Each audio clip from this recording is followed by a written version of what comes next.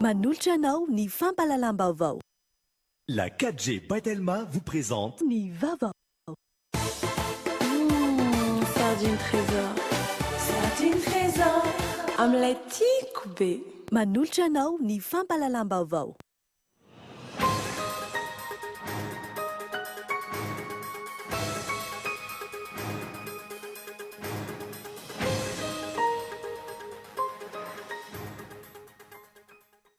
Fototra iray ankinan'ny fiainam-pirenena ny fananana solombavamboaka manatanteraka ny asa tokony takiana aminy. Ilaina araka izany ny fahaiza mifidy ho an'ny vahoaka malagasy. Mbola maro ny kandida mitady tombotsoa mivaingana mifanaraka amin'ny asan'ny solombavamboaka. Tokony faritana mazava manoloana io ny tombotsoa sy ny asa andrasana amin'ny solombavamboaka hoy ny sefafi. Mbola maro amin'ireo zaza mipetraka amin'ny komuna ambanivohitra eto Antananarivo no tsy miditra an-tsekoly. Antony ny tsy fahampian'ny enti-manana eo amin'ny ray aman-dreny. Isan'izany ny amin'ny komuna Dabolava, distrikan'ny Miandrovazo ao amin'ny faritra Menabe. Amin'izao vaninandro manakaiky ny fetin'ny Pasika izao, nahitana fiakarany 2,000 ariary ny saran-dalana rezionaly. Isan'izany ny zotra izay mampitoena Antsirabe Antananarivo. Maresaka iraisam-pirenena arenina ao anatin'ny 5 taona ny katedraly Notre-Dame de Paris. Io ny fanampy napetraky ny filoham-pirenena frantsay. Takiana amin'izany ny mangarahara amin'ny fitantanana ny vola voangona anarenan'ny katedraly hoy ny Prime Ministre. Ny aditin'ireo vetrany.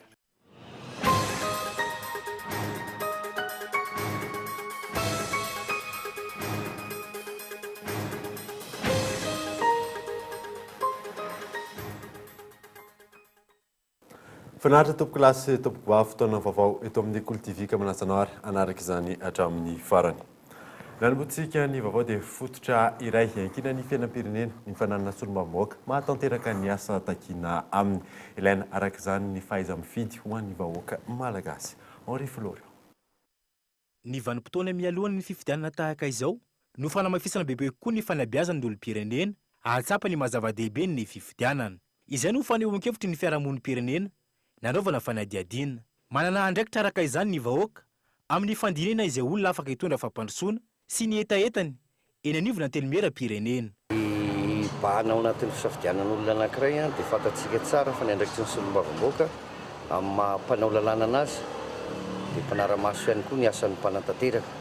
Ary izay zavatra izay no tokony ho jeren'ny mpifidy ny pirenena zany ahalala tsara ny olona afaka hitondra ny etaeta amin'ny fampandrosoana amin'ny alalan'ny lalàna izay atolotr'ireo solombavamboaka any amin'ny toerana izay latsahany.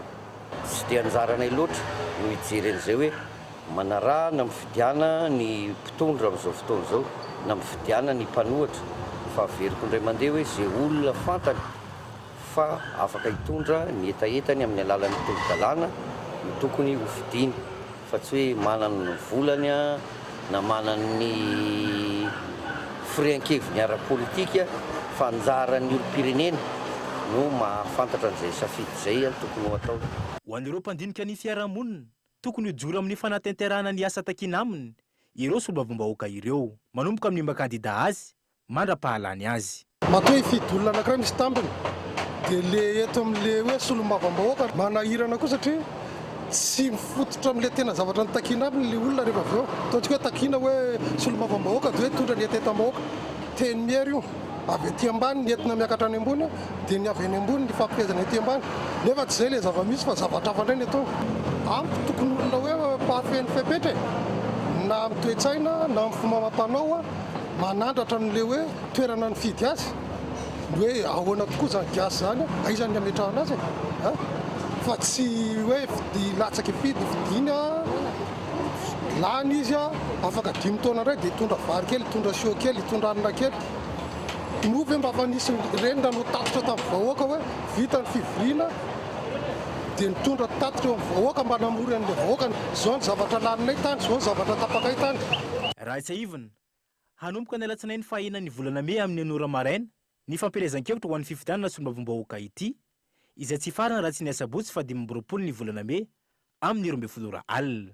Ny 17 ny volana May kosa no anatanterahana ny fifidianana manerana ny tany Repoblikan'i Madagasikara. Fa mbola maro ny kandida mitady tombotsoa mivaingana mifandraika amin'ny asan'ny solombavamboaka. Tokony faritana mazava manoloana io ny tombotsoa sy ny asa andrasana amin'ny solombavamboaka hoy ny Sefafi Yves Richard. Manoloana ny fahamarondo mbola mitady tombotsoa manokana sy fahefana amin'ny mahasolombavambahoaka, nahitsy ny afatry ny Sefafi ny sehatra fanaramaso ny fiaina amin'ny pirenena, ny amin'ny tokony hamerana ny fitambarana ny tombotsoa, omena ny solombavambahoaka mandritra ny feptom-piasany. Ankoatra ny karama sy ny solontsoloka amin'ny tentina 3 tapitrisa ariary isam-bolana, ny tampi-karama 4 ariary isan'andro mandritra ny fotoam-pivoriana, ny fitakiana vola takalo ny fandaniana lalàna, ny fangatahana fiara tsy mataho-dalana. Mbola maro ireo tombotsoa miompampana azo ny solombavambahoaka hoy ny Sefafi. Tsy mifanaraka amin'izay ankilany ny asa vitany izy ireo raha nitatitra ny asa ny solombavambahoaka ny taona 2012 hatramin'ny 2012. Lalàna raika amin'ny 700 no nolaniana ny enatrany ihany koa. Ny faharetan'ny fotoana ny atrehan'ny fivoriana azon'ny rehetra natrehiny 12 ny taona 412, 17 ny taona 512, 20 ny taona 912, 420 ny taona 712, ary raika amin'ny 50 ora monja ny taona 12. 920 ora tamin'izany no natokana nanaovana fanaramaso ny asan'ny governemanta, izay nambarany Sefafi fa tsy nahitam-boka ny azo tsapain-tanana. Zava-dehibe arak'izany ny famerenana amin'dinika izany sy ny fampahafantarana ny vahoaka. Ny asa miandry ny solombavambahoaka mialoha ny anatanterahana ny fifidianana. Ny 17 ny volana May ho avy izao. Tanjona ny ahafahan'ny vahoaka misafidy ankalalahany ireo solombavambahoaka 150 amin'ireo kandida 3,700 andrafitra ny antenimera amin'ny pirenena, mba tsy ireo mpambotry firenena indray no tonga eo amin'ny toerana sy aloka anatin'ireo tombotsoa maro azo amin'izany. Tompona raiki-panjakana ambony eo anivon'ny ministeran'ny Jono sy ny Université an'ny Mahajanga no nahiditra aponja noho ny raharaha fampiasana mari-pahaizana asandoka. Hoentitra ny fanasaziana sy ny fanadiovana ho ny ministry ny fampianarana ambony sy ny fikarohana ara-tsiansa. Fezo Ravaly. Taoriny ny fitoriana nataon'olon-tsotra tany amin'ny birao mahaleo tena misahana ny ady amin'ny kolikoly, nampijirina amponja vonjy maika ny taleparitry ny Jono tao Mahajanga, izay voaroroy amina fanaovana osika, fanapara-pahefana sy fampiasana mari-pahaizana osika na diploma sandoka izany. Olona 7 hafa ihany koa no fantatra fa voasaringotra amin'ny tsiraraha ity. Isan'ny nampijirina amponja ihany koa rehefa niakatra fampanoavana ny sekretera pédagogique eo anivon'ny faculté des sciences de la technologie et de l'environnement. Ireo olona 9 hafa voaroroy kosa nahazo fahafahana vonjimaika. Eny amin'ny fitsarana ny raharaha ankehitriny ary miandry ny fametrahana ny rafi-pitsarana miady amin'ny kolikoly na ny pôle anti-corruption any Mahajanga. Ity rafi-pitsarana ity izay verina hipetraka amin'ity taona ity. Ankilany kosa nanambara ny ministry ny fampianarana ambony sy ny fikarohana ara-tsiansa fa hoentitra amin'ny fandraisana andraikitra sy ny fanadiovana ho atao manoloana ny mety ofisina tompona andraikitra mampiasa diploma osika eo anivon'ny asa-panjakana. Hojerena isaky ny ministera sy ny rafi-panjakana tsirairay izany ary hoentitra ny fampiarana ny lalàna sy ny sazy.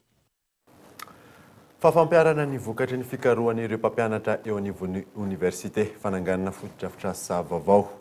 Isan'ireo tetikasa ho apetraka eo anivon'ny université Anatananarivo taorian'ny fahalaliny filohan'ny université Anatananarivo vaovao. Totosa tamin'ity androany ity tety sy akatso ny fifamindram-pahefana. Michela Ranarjo. Tsy mbola hita taratra sy mivaingana no voka-pikarohany ireo mpampianatra pikaroka eny anivon'ny université eto Madagasikara, isan'izany ny etsy amin'ny université Antananarivo. Raha ny fanadihadiana natao, larina fa 720 amin'ireo firenena eto Afrika mahery ny zato i Madagasikara amin'izay lafin'izay. Antony anaovana lahara-pahamehana ny fampiarana no vokatry ny fikarohany ireo mpampianatra eny anivon'ny université. Dia ny resaka fotodrafitrasa, tsombotsombony amin'ny fotodrafitrasa izay azo marihana no teneniko ohatra hoe ny fieritreretanay hanamboatra ny stade ery ambany ery, ny fanamboarana ny gymnase ho apetraka amin'ny fenitra iraisam-pirenena ty université ty. Zay zany rehefa tafiditra anaty folo voalohany ianao amin'ny eran'ny Afrika moa no nitenenao teo eran'ny Afrika fa raha folo voalohany eran'izao tontolo izao dia ny Amerikanina sy ny sisa zany mbola tanjona avy fa hoenjea. Tsy maintsy manaraka ny fenitra iraisam-pirenena. Ao anatin'izay zany ilay accréditation. Tafiditra ao anatin'ny fampiarana ny rafitra LMD kosa dia isany omena vana ny fananganana foto-dravitra samy maro eto anivon'ny Université an'Antananarivo.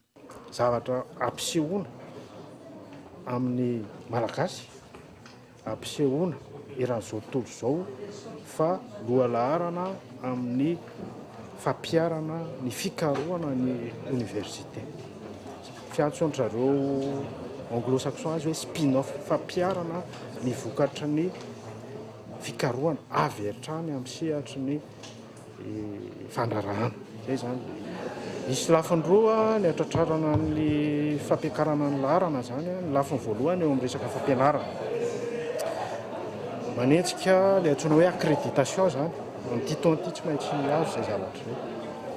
Ary indrindra koa amin'ny lafiny fikarohana mamoaka publication any amin'ireny sehatry ny revue amin'ny sehatra iraisam-pirenena. Tontosandroany Tetsy Ankatso ny famindram-pahefana teo amin'ny filohan'ny Université an'Antananarivo teo aloha Mpanjara Manuel sy ny filohan'ny Université an'Antananarivo avao Mamy Ravelomanana ny fotoam-pitondran'ny filohan'ny Université izay aharitra 3 taona. Fa mitsahatra manomboka rahampitso ny fitokonan'ireo mpianatra eo amin'ny nivon'ny Université an'Antananarivo. Izay no nivoatra nandritry ny fionana teo amin'ny solotenan'izy ireo sy ny filohan'ny université ary ny tompon'andraikitra avy eo anivon'ny ministeran'ny fampianarana ambony ny tolakandro teo. Ito rahampitso ny fionana raha ny fanazavana azo.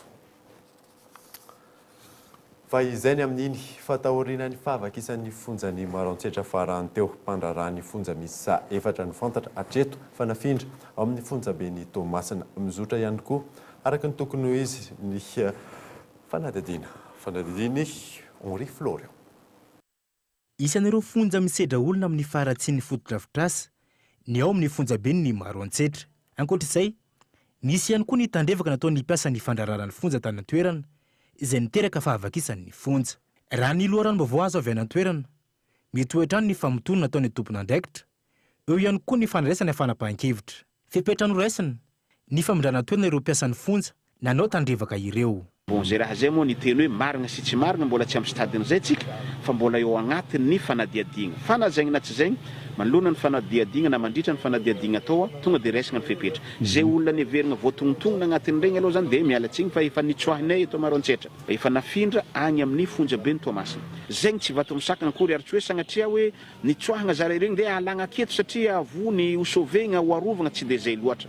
Fa alagna eto mba fagnadiovagna ny fonjan'ny Maroantsetra eky aloha. Mandeha parallèlement amizay miaraka amizay ny fanadiadiana ataontsika hoe na ny enquête pénale, ny instruction mandeha dia hitantsika eo ny vokatra raha ohatra ka hoe tegna hita fa meloko zareo ary nandray andraikitra tamin'ny fagnamorana ny fivoahana teto amin'ny fonja dia mahazo matoky anareo fa tsy maintsy ahazo ny sazy mifanandrify aminy araky ny lalàna velona iregny ampandrarahan'ny fonja na iregny personnel tsika regny. Mitoy ny fanadidiny raha ny fanazavana hatrany. Ankoatr'izay, nisy ihany koa ny fandefasana mpiasa vaovao miisa 3 any an-toerana hanamafisana ny fanambelana ity fonjan'ny Maroantsetra ity raha ny loharanom-baovao azo hatrany. Fa mbola maro amin'ireo zaza mipetraka amin'ny commune ambanivohitra eto Madagasikara no tsy miditra an-tsekoly. Antony ny tsy fampiny etomanana eo amin'ireo ray aman-dreny. Isan'izany eo amin'ny commune Dablava, district ny Miandrovazo, any faritry Menabe. Michela Ranardzo. Commune Dablava, district ny Miandrovazo any amin'ny faritra Menabe ahitana mponina manodidina ny 7 arivo. Eto amin'ity commune ity no ahitana toeram-pitrandrana volamena iray. Betsaka amin'ireo mpitrandraka no zaza tsy ampy taona miaraka amin'ireo ray aman-dreniny. Volamena io dia misy miasa dia mahazo, ny olona dia mahazo. Miasa ny ankizy, miasa ny lehibe, ny ankizy tsy mianatra miasa. Ankizy ohatrohatran'izao dia efa miasa rehefa tsy mianatra eto. Eo amin'ny 12, 15 eo. Ray aman-dreny mihitsy ny sahirana dia lasa renforcer ilay ankizy miasa.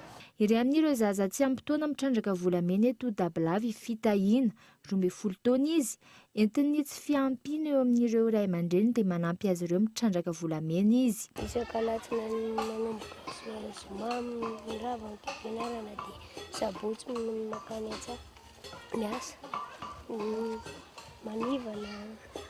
Tahaka izany ihany koa iny Irina 10 taona voatery ny alan-daharana tany am-pianarana noho ny tsy fisian'ny vola andoavana ny saram-pianarana ary manampy ihany koa ny ray aman-dreny mitrandraka volamena.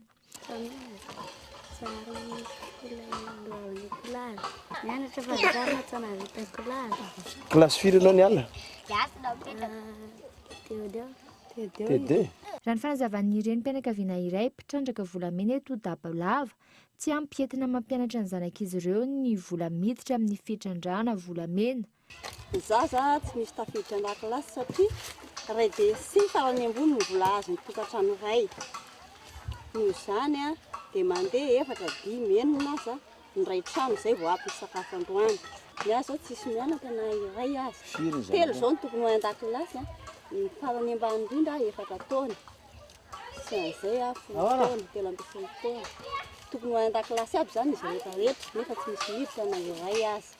Ny ekolazy mihitsy tsy vita fa raha ny saram-pianarana hoe cahier, stylo, iny aza mba vitavita. Fa ny saram-pianarana raha loloha ray volana, vita ny ray volana. Voalohana iny dia voasesy ray volana manaraka. Noho izany mitrosanay. Mitrosa. Izay ny ankapobeny amin'ny fiainanay. Dia tsy misy makany amin'ilay hoe fianarana mihitsy izany ilay vola.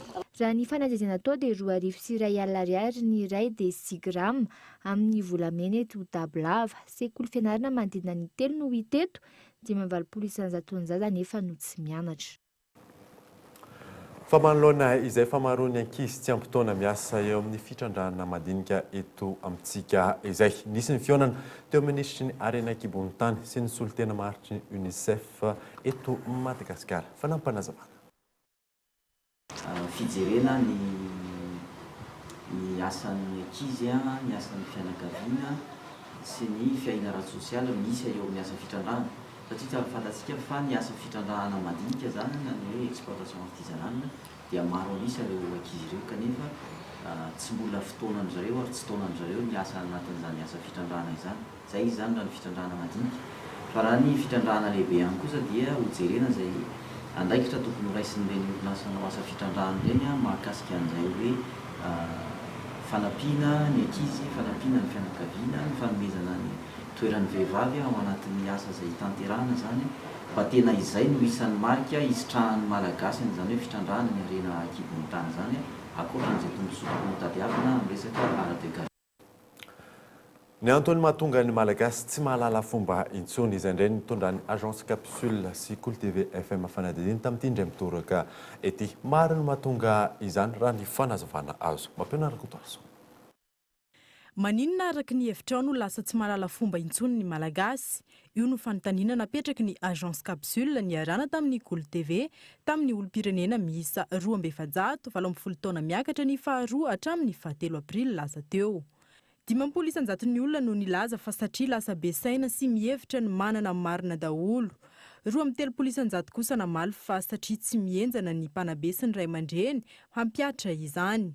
30 isan-jato ny teny fa satria tsy nisy nampianatra intsony ary ny 5 isan-jato nilaza fa satria ny ray aman-dreny dia efa tsy malala fomba intsony. Ny tsy fahaizana mandray fivoarana ifanaraka amin'ny soatoavy ny fahalalam-pomba no fositra iray lehibe mahatonga izany raha ny fijeriny ny mpanabe nanaovana fanadihadiana. Ny lafiny voalohany eo ny hoe ireo génération mpanabe 20 taona lasa izay miaina amin'izao vanim-potoana izao ireo dia anisan'le tanora vao manomboka mandrato fanabeazana na andeha ataoko lazaina hoe le manao filàna tsy mahita ny asa fanabeazana dia anisan'ny olana anankiray zay. Fa eo koa nefa ny tanora izay anisan'ny anankiray hoe miazakazaka loatra ny fandrosoana dia tsy hain'ny tanora mandanjalanja an'izay dia tsy hainy intsony hoe iza no mekasina eo amin'ny fiainana ankapobeny mihitsiny dia eo koa ny tanora te hanana fahalalana hoe malalaka be sy le fahaleovantena tsy hainy mandanjalanja an'izy a dia lasa reny raindray lasa vato misakana dia lasa tsy mampivoatra ilay fanabeazana omena. Azo atao tsara nefa raha nambarany hatrany ny mampifanaraka sy manamafy ity soatoavana ity eo anatria ny fivoarana misy ankehitriny raha toa ka matianina sy mahafeny fepetra ny fanabe rehetra. Fa ny teknôlôjia amin'ny ankapobeny raha resaka ny teknôlôjia vaovao tsika tsy ratsy akory ny teknôlôjia vaovao fa ny fahaizana mifehendreny sy manao an'le fanakambanana ny teknôlôjia vaovao reny amin'ny fomba fanabeazana dia everiko hoe anisany anankiray mety ahatonga ny fanabeazana ho avineta ihany satria izay ny azo lazaina hoe raha izy zany mampiasa an'ireo teknôlôjia vaovao reo dia mahazo tompony ny ankizy amin'izao vanim-potoana zao mihoatra tamin'ny 20 taona lasa satria tamin'izany tena mionona amin'ilay fikarohana sy le fahaiza-manao ny tsirairay fotsiny ny ankizy fa amin'izao vanim-potoana zao zany misy an'ireo dia raha iny mpanabe indrindrindrina manana andraikitra angizabe ahoana ny fomba ampifanjoina ilay teknôlôjia vaovao amin'ny fanabeazana amin'izao vanim-potoana zao dia za matoky hoe lasa lavitra ihany fanabeazana amin'izao vanim-potoana iainantsika zao. Loha hevitra hafa niarahana tamin'ny agence capsule indray no entina aminao raha pitso atao anatin'ny fampahalalam-baovao. Tonga eto amin'ny fotoanany dokavarotra isika aorian'izay ny atantsika mahakasika ny fisokafan'ny toeram-pivarotana vaovao ny vokatra Remax sy WK etsy an-tanimena. Eo ihany koa mahakasika ny fampisehoana fasafasin'ny samingeza izay ho atao etsy amin'ny CFC Ivato. Rehefa avy eo.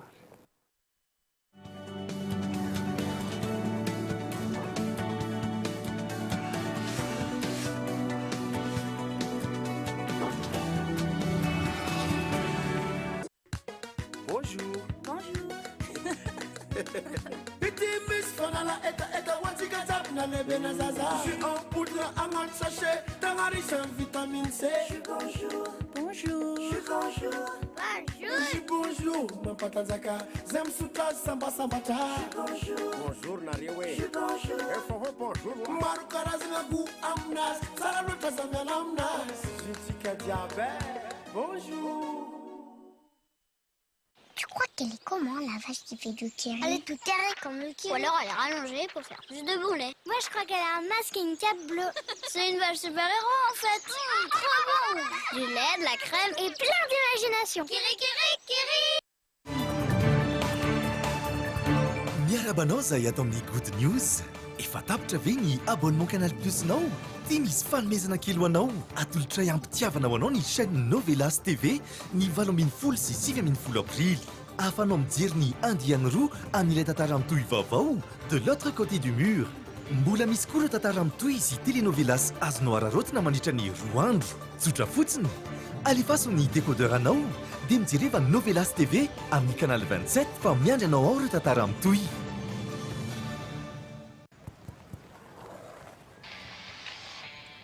Kifenay rehefa mampihetsi-po.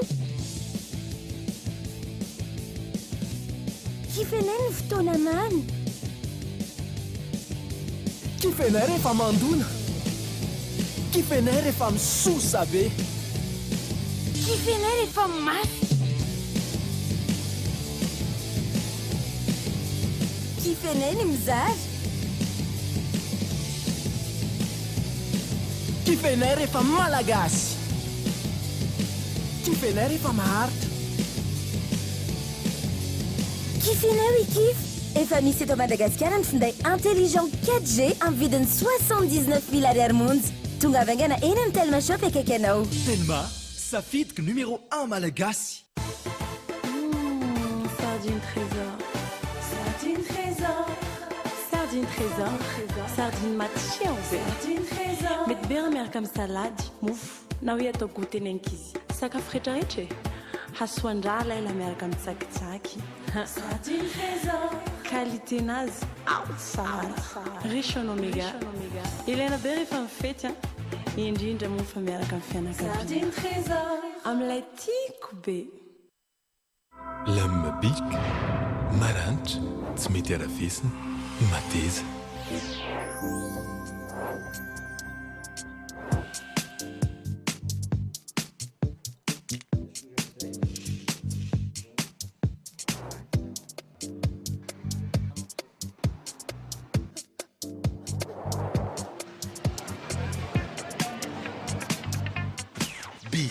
isan'andro.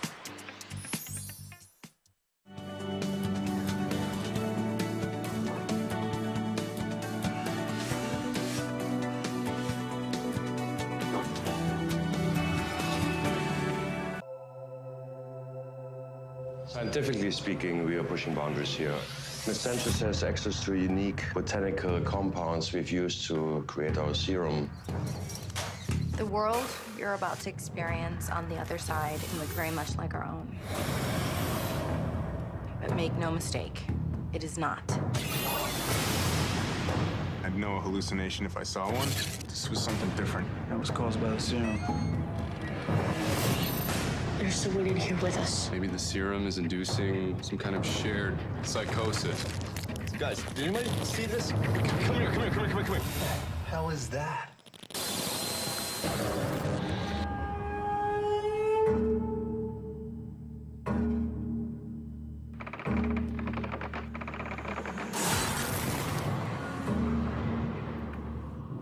Have you seen a boy around here? He wouldn't come here. I'm sure he's scared. Scared of what? The smiling man.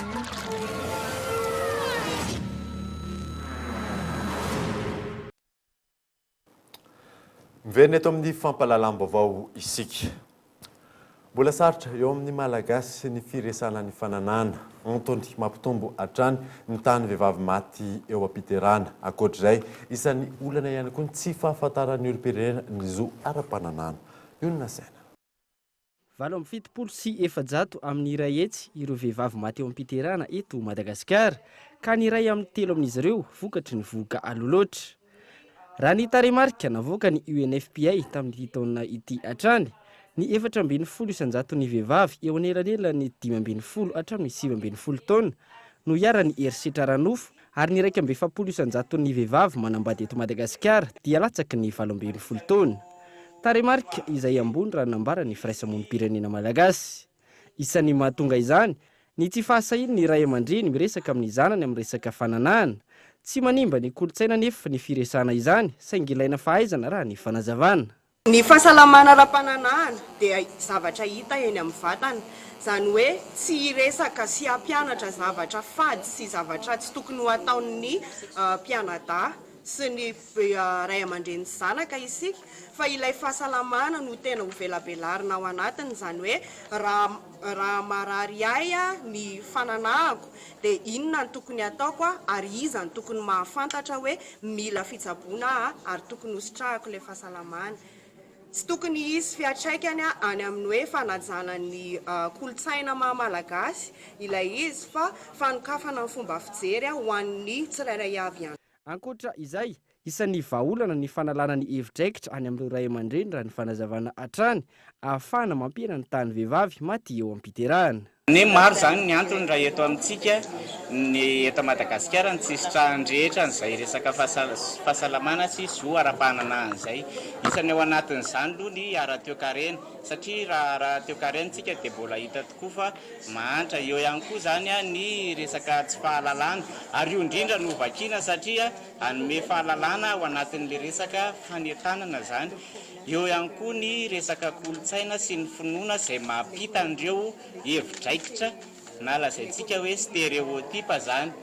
Dia io koa mila vakiantsika na hoe manao déconstruction na stéréotype zany sika mba ahafahana hoe misy an'le araka le loha hevitra mantsy hoe ioarana zany ny fady dia ampahafantarina ny olona mba hiala amin'izay le hevidraikitra, ataontsika hoe hevidraikitra manimba zany ao anatin'izay. Misy ny seminaire lehibe iarahana amin'ireo firaisamonim-pirenena malagasy sy ireo mpiara-mombona antoka aminy, izay iresana ny fahasalamana sy ny zo ara-pananana eto Madagasikara ny 20 hatramin'ny 22 Mey izao eny Ivato. Fa amin'izao vaninandro manakaiky ny fetin'ny Pasika izao, nahitana fiakarana 2 arivo ariary ny sarandalana régionaly. Isan'izany zotra mampitohy an'Antsirabe sy Antananarivo. Fanadidina Tatatsivery. Isan'ireo zotra be mpandeha amin'ny vanim-potoana amin'ny Pasika tahaka izao ny zotra miazo ny renivohitry ny faritra Vaky na Ankaratra. Fotoana ihany koa fanararaotan'ireo mpitatitra. Nahitana fiakarany 2 arivo ariary ny sarandalana ankehitriny. Izany hoe raha toka 7 arivo ariary zany teo aloha, dia niakatra 2 alina ariary zany zao. Hatramin'ny androany maharitraritra ny famenoana taxi brosy iray. Ny faraparan'ny herinandro kosa noviana vinaina iabetsaka ireo mpandeha. Ny mpandeha zany tsy dia misy satria eo amin'ilay resaka stationnement zany lasa misy eny Akadimboka, misy eny Anosy, misy eny 67. Dia lasa voasomandro foana zany karaha mety ampasin'ny karana amin'izao. Ny eritreritra izao any amin'ny Azoma Sabotsy any izao no eritreretana. Ndoana Tsirabe 50 000. Tena ahitana fiakarana ve zay sa hoe ohatran'ny mahazatra ihany zay? Niakatra kely aloha nisy zao. Vitsy ihany koa hatreto ireo mpandeha amin'ny zotra nasionaly na tsy nisy aza ny fiakarany sarandalana. Isan'izany ohatra ny makany Mahajanga.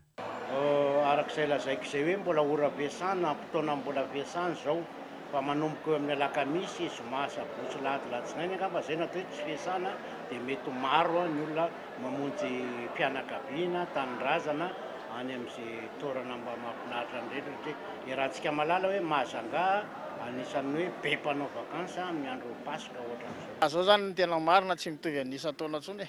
Hita mihitsy fa tsy miha-manam-bola malagasy zany. Tsy ohatr'izao isan-taona zany efa tsy maraka ny tômôbila. Zao nefa mbola sahirana be mamia ny tômôbila zao. Zao zay mamia mbola olona valo eo anaty tômôbila nefa andeha ariva. Ankoatr'izay, isa mampitaraina ny mpamily eny amin'ny tobi-piantsonana ny fisian'ireo fiara voalazan'izy ireo fa tsy ara-dalàna mameno amin'ny toerana ivelan'ny tobi-piantsonana izay tsy manaraka ny rindran-damina mipetraka. Fa ny sopaka nanomboka tamin'ity androany ity ny toeram-pivarotana vaovao ahitana ny vokatra Remax sy WK etsy Antanimena. Noho izany izy ny tolotra miavaka ho atolotra n'ireo mpanjifa. Ioana saina. Ho fanakekezana tran'ny mpanjifany, nisokatra tamin'ity androany ity ny toeram-pivarotana faharoa ahitana ireo vokatra WK sy Remax etsy Antanimena. Amin'izao fisokafany izao, misy ny tolotra manokana ho an'ireo mpanjifa manomboka rampitso. Samihafa anazy dia misy marika vaovao atao hoe WK izay vokarin'ny orinasa Remax ihany izy io. Dia io zany no nizahana ny entina eto Madagasikara indray ary ho amidy eto amin'ny point de vente eto Antanimena io marika WK io. Ny mahasamihafa anazy amin'ny Remax novainy Remax kely fotsiny ny design zany hoe niezahana nanamboatra design vaovao par rapport amin'ilay fahita isan'andro amin'ny produit Remax izy dia nataony WK design nianarana izy. Ny qualité ny produit mitovy daholo mitovy amin'ny Remax. Misy tolotra tena tsara be mihitsy ho an'ny mpanjifa manomboka rapitso câble micro USB zany izay azony ampiasaina ho an'ny olona mampiasa telefona Android. Ato amin'ny boutique izy 6 000 ariary amin'izao. Rapitso izy sady miena promotion 5 000 ariary no raha mividy ray ianao dia mahazo ray offert. Manarak'izay misy boîtier avec câble 2,4 ampères 20 000 ariary izy raha teo aloha. Azao izy 14 900 ariary manomboka rapitso. Misy ho an'ny rehetra na ho an'ireo revendeur anay tongava fa misy ho an'ny rehetra manomboka rapitso ireo promotion ireo mandrapalan'le produit zany dia promotion foana zany afaka manararoatranareo tongava. Etsy Antanimena ambany fusion no ahitana ny tranombarotra WK sy Remax. Fa matsiaro tena ho avezivezin'ny tompona andraikitra eo anivon'ny commune Antananarivo renivohitra ireo mpivarotra akoho eny Andravoahangy manoloana ny fanesorana azy ireo. Nanamafy ny hetsika izay ataon'izy ireo tamin'ity androany ity. Mampiona rakotarisa. Tsy mbola nahitana marimaritra iraisana hatreto ny raharaha fanesorana ireo mpivarotra akoho eny amin'ny tsenana Andravoahangy izay efa nahatonga fihetsiketsena herinandro lasa izay. Matsiaro ho aveziveziny ireo tompona andraikitra eo anivon'ny commune Andrenivohitra Antananarivo ireo mpivarotra manoloana ny tokony hamahana ny olana raha ny fanazavana. Tena azo taratasy fiantsona zany zay tany amin'ny BMS. Dia rehefa nazo taratasy fiantsona tany amin'ny BMS zay hoe tsy azo atao ny mivarotra ambonin'ilay kanalina. Eo ambonin'ilay kanalina dia efa natao ilay izy. Dia efa nanala ray metatra loatra zay satria zay zany mbaiko azonay tany amin'ny BMS hoe miala ray metatra nareo eo ambonin'ilay kanalina fa ilay kanalina tsy azo varotana. Dia efa nataonay ilay zavatra. Dia araka ny filazany tany amin'ny BMS moa zany efa nandefa raporina kany amin'ny délégué au maire zareo momba an'ity zavatra ity. dia androany zany nanao anty-hetsika ity zay satria eto zany dia mbola tsy hitanay mihitsy izay mangirana momba an'ilay izy fa ohatrany hoe vezivezy foana zay ampanatsona dia miaka midina dia mbola tsy mahazo valiny mahafa-po dia zay ny antony anaovanay an'izao hetsika izao. Miantraika mivantana amin'ny fidiram-bolana ireto mpivarotra raha ny fanazavana hatrany izao fampiatona ny fivarotan'izy ireo izao izay tafiditra ao anatin'ny fotoana mampandeha ny tsena. Zavatra tianay tenenina zany ary tena moangatanay fidinandramatobe ny tanàna ijerovolana izao dia mbo izy zany mbo angatanay mbo amany ty olana ty satria zay moa lasa mivezivezy be ny andro fo tokony tsara manina fa zay mbo alany eto amin'ny toerana iny dafa le tsy rary zany sady ny zavatra tena tsy ekena ary tsy hoekenay mihitsy kosa aloha samy mpivata sy lona mpivata zany zay ny tena zavatra ijoroanay. Ny fifandaminana izay miainga eo anivon'ny komina Ambonivohitra Antananarivo no hampinga ahafana mama izao olana izao.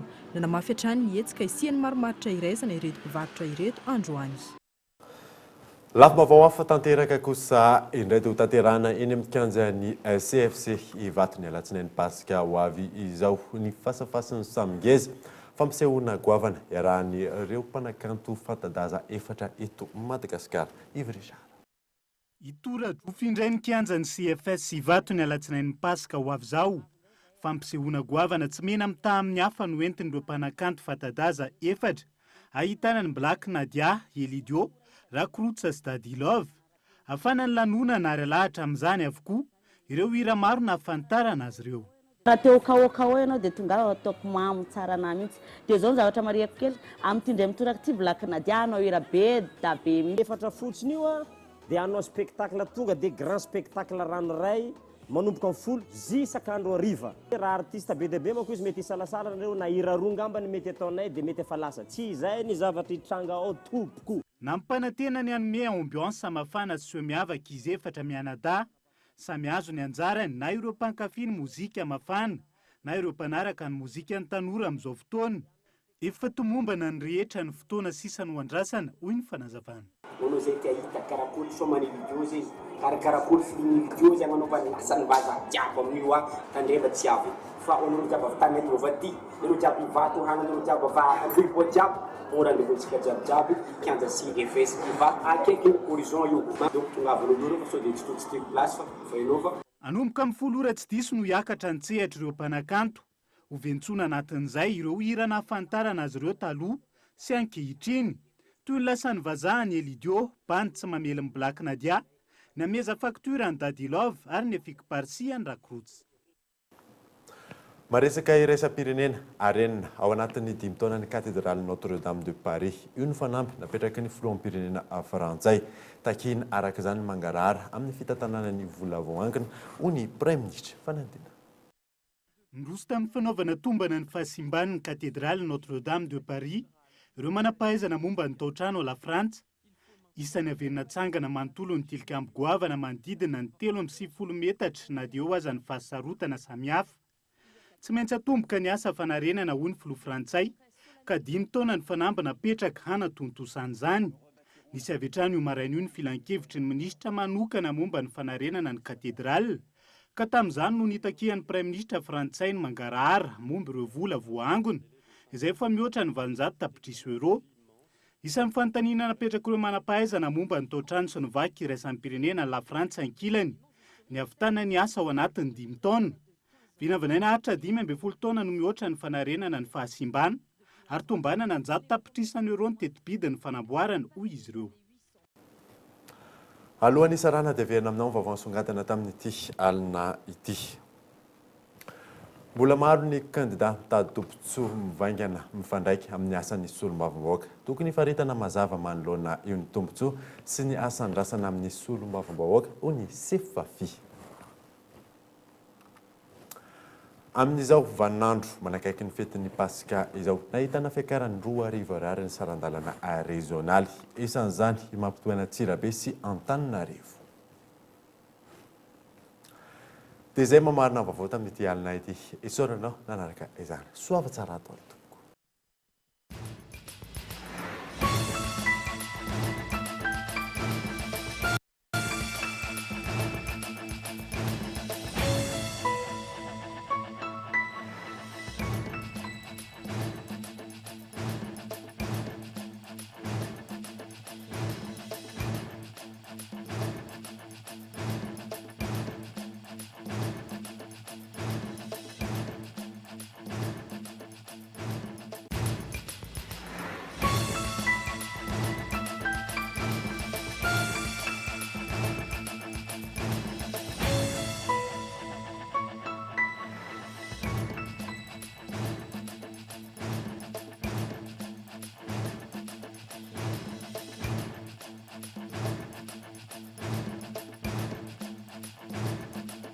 anareo hoe efa ho bonjour maro karazana go aminazy tsara loatra zamiana aminazy zitsika jiaby bonjour.